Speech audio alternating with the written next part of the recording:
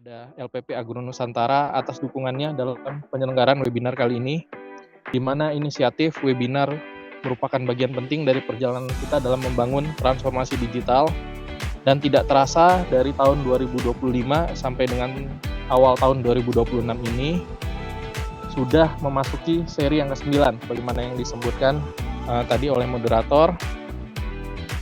Dan ini merupakan wadah pembelajaran berkelanjutan khususnya dalam membangun transformasi digital di PTPN Group yang kita cintai ini, sehingga kita tidak hanya berbicara dalam tataran konsep, tetapi dapat menjadi derap langkah bersama dalam implementasi di lapangan.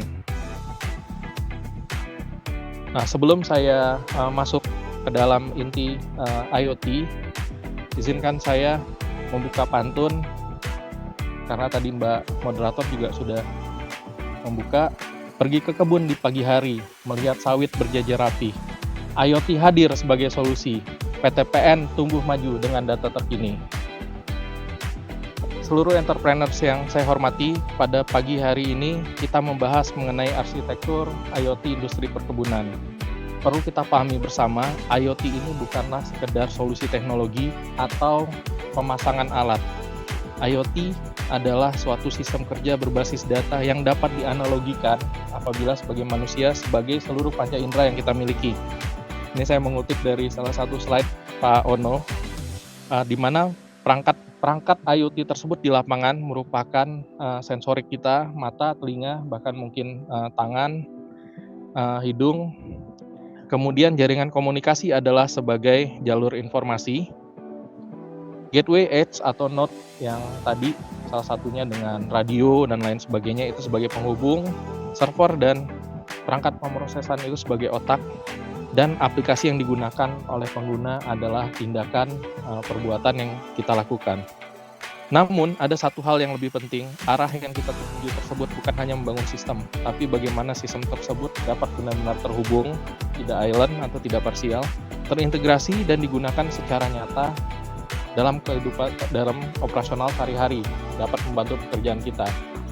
Sebagaimana yang kita ketahui bahwa PTPN Group telah memulai beberapa implementasi nyata IoT, antara lain di komoditi sawit, aplikasi Inteng untuk monitoring kondisi dan stok tangki CPO, Sugar Track untuk melakukan pelacakan proses produksi gula secara digital, dan IoT di pabrik karet maupun pabrik teh suhu untuk melihat suhu dan kelembapan, pengasapan, pelayuan, dan lain sebagainya.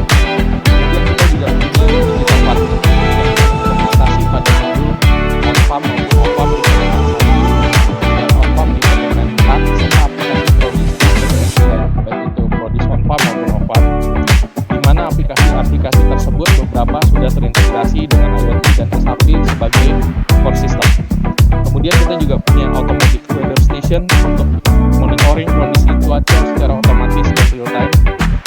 Kemudian IoT SCADA dan Milena untuk monitoring sistem pengolahan pabrik, serta AgriRadar dan untuk IoT drone untuk melihat menegakkan pemetaan dan teknologi pembentukan berdasarkan kesehatan tanaman. Hal ini menunjukkan bahwa kita sudah memulai. Namun, fondasi tersebut perlu kita lakukan penguatan dan perlu kita integrasikan. Sebagai penutup, kita kembali mengingat arah strategis yaitu menuju World Economic Forum Agro Digital Lighthouse melalui inisiatif lainnya, khususnya terkait dengan bullying dan AI. Yang perlu kita dorong ke depan adalah melalui sistem yang benar-benar didesain dan sampai data yang dapat digunakan untuk kontrol dan yang tidak kalah penting, sistem tersebut dapat dikelola dan dirawat oleh internal sehingga keberlanjutan dari sistem dapat terjaga. Entrepreneurs yang kami hormati, pada akhirnya IoT bukan merupakan sekedar proyek teknologi. IoT merupakan langkah kita dalam transformasi cara kerja yang mengubah reaktif menjadi proaktif, asumsi menjadi berbasis data, dan proses menjadi lebih cepat dan cepat. Ini merupakan perubahan mindset yang harus kita bangun bersama. Mari kita bersama-sama membangun perkebunan yang lebih cerdas,